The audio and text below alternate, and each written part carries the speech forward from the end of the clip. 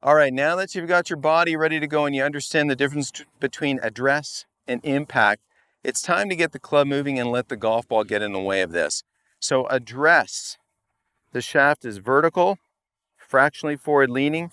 The golf ball is center left in our stance. Now notice in these short little strokes, I'll hit one, then we'll talk about it. Here's a little brush stroke, little backswing, taking my tour striker through the same kind of position of protocol number one, letting it collect the golf ball. And I'll show you the magic in this little motion here. The golf ball got inspired to move.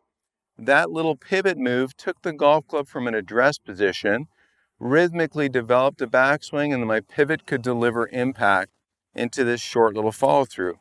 Why did that golf ball get off the ground with such a interesting design in the club face? Because it doesn't take a lot to go ahead and lean the shaft to get that elevated leading edge a little closer to the ground. In fact, to make it easier, when you look down at your tour striker, the tour striker 7-iron, you're going to see an X on the bottom groove.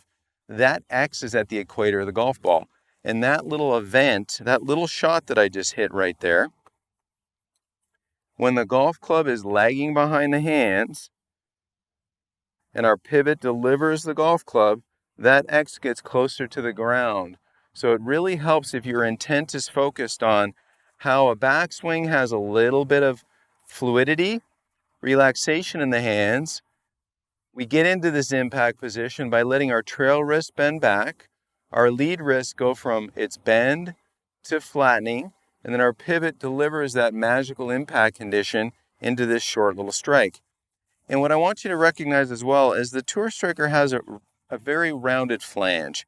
The intent here is to learn this behavior without really having fear of chunking the golf ball, because you may touch the ground, you may disrupt the turf a little bit or do it on a mat, but this will skid, and I welcome that because I want you to have that sensation of a bent trail wrist, a flat lead wrist, delivered peacefully with your pivot. And if this skips along the grass a little bit into the golf ball, that's okay. It's a great way to learn.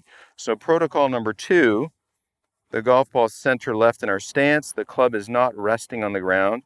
It's measured, tapping lightly. We want to feel like our pivot can start the club back. Let the weight of the club flex the hands. Go ahead and touch the ground. Even that shot, I mishit it a little bit, and that's okay. As you're getting started with this, you'll realize that you have to practice harder than you play. And when you have the Tour Striker 7-iron, it is certainly practicing harder than you play, because when you do that with your club, the energy you put into training with this is going to transfer fantastic, and you'll be way, way better with your golf club. Because, again, you are practicing way harder than you are playing. So let's hit another shot. Obviously, I want you to have a crisp contact, and you'll eventually get it. Now let's go ahead and get organized. We have a neutral shaft, kind of straight up and down. We have a measure, this tiny little motion. Let the weight of the club stress your hands. Let your pivot deliver that stress. Let the ball respond and go forward. Hold your finish right here for a second. You're starting on your way to learning how to have great impact alignments. So that tiny little swing, I want you to do 30 of those, where you start fairly neutral.